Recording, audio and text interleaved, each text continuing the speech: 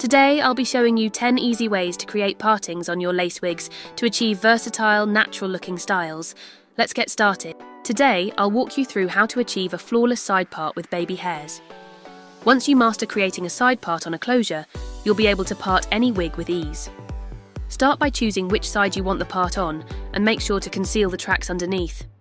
I've created a general C-shaped part, ensuring the tracks remain hidden. Then I go in and clean up that part. I highly recommend using one of these braiding combs to make that part neat. And once I have my C-shape cleaned up, I start working on making sure my side part will be flat. To do that, I part the hair down the middle because I'm going to go in and jot comb in sections. Here's where a lot of people mess up when it comes to moulding. The state of your hair before you put hairspray on will be the state you set it in. You can't just use hot comb on Volumium's hair, hot comb it, and expect it to be flat. Start by getting it flat without any products at all. Use holding spray and seal it with the hot comb. You can clearly see the difference.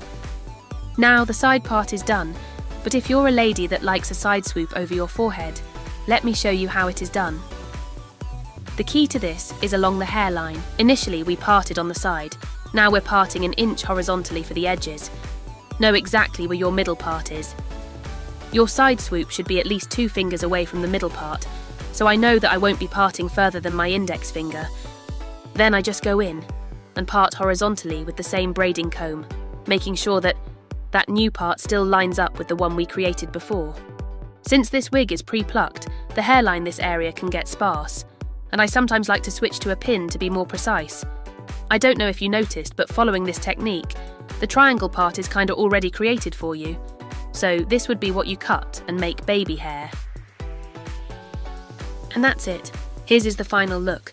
Subscribe for more wig tutorials like this. I will be showing you how to create an ultra-sleek middle part.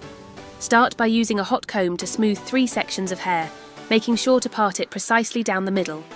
Next, apply a generous amount of mousse to set the hair and prepare it for a smooth finish. Then, use a heat protectant. This step is crucial since we'll be applying direct heat.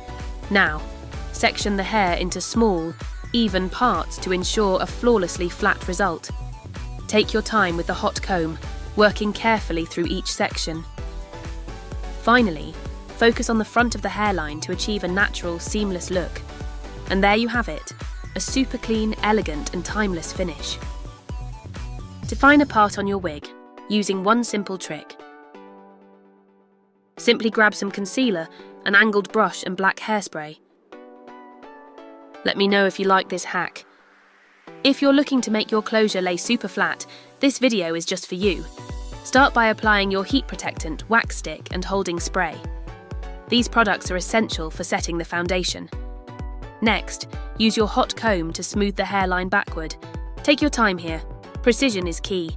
Once that's done, place an elastic band over the hairline to help it lay even flatter. Working in smaller sections is crucial. It ensures the closure looks as sleek as possible. Go back in with your heat protectant, wax stick and holding spray, making sure your hot comb is at the right temperature. This is why the heat protectant is so important. It safeguards the hair while allowing the heat to do its job. Continue pressing the closure with the hot comb as many times as needed until you achieve that super flat finish. Repeat the same process on the other side of the closure, ensuring both sides are equally smooth. And just like that, you've got yourself a closure that's as flat and flawless as possible. Would you try this method? Let me know in the comments. In this tutorial, I'll show you how to effortlessly turn your middle part wig into a C part. Begin by taking a tail comb and sectioning off either the right or left side of the wig to create that signature C-shaped pattern.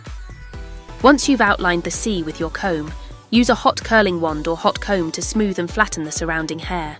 Next, you'll want to define the part further by removing any stray strands laying across it. This makes the part more prominent. If you prefer a deeper part, simply extend it further towards the back. For a more natural appearance, apply a bit of concealer along the parting line.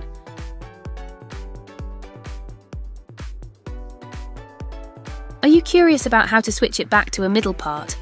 Here's how. Gently reopen the middle part, flatten the area and you're all set. Would you use this method on your wig? Let me know in the comments. Let's talk about something many overlook when wearing wigs, choosing the right parting for your face shape. The way you part your wig can dramatically enhance your natural features. If you have a round face, a deep side part is your best friend. It adds length to your face and gives the illusion of a slimmer appearance. Avoid center parts, as they can make the face look wider. For those with a square face, a soft side part works wonders. It softens sharp jawlines and creates balance. Adding some loose waves can further soften the angles.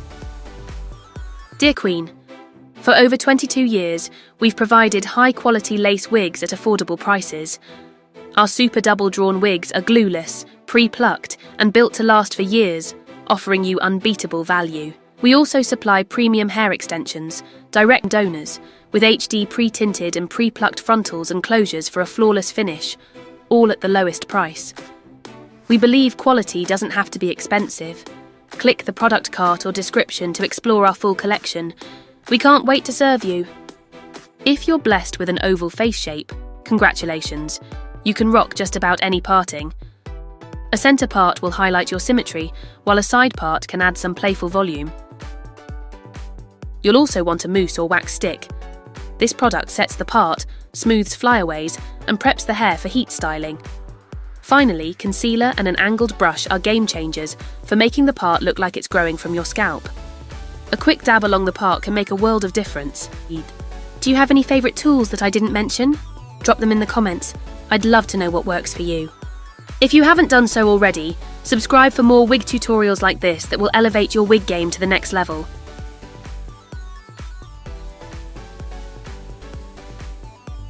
Now let's dive into the essential tools for achieving that flawless part. First, you'll need a tail comb. This is your primary tool for creating sharp, clean parts. Its pointed end allows for precision, which is key for a neat look. Next is a braiding comb, which helps refine your part and ensures it stays straight, especially when creating curved or C-shaped parts. A hot comb is essential for flattening the wig at the roots, giving you that sleek, natural scalp effect. Pair it with a heat protectant spray to prevent damage to the wig fibres. You'll also want a mousse or styling foam. This product sets the part, smooths flyaways, and preps the hair for heat styling. Finally, concealer and an angled brush are game changers for making the part look like it's growing from your scalp. A quick dab along the part can make a world of difference. I should also mention that you must flatten with care. Use your hot comb on low to medium heat. High heat can ruin the lace or fibres. For extra flatness, apply mousse, then seal with the hot comb. Try to also avoid product buildup. Too much styling product can weigh down the wig. Use light products and wash when necessary to keep it looking fresh and airy.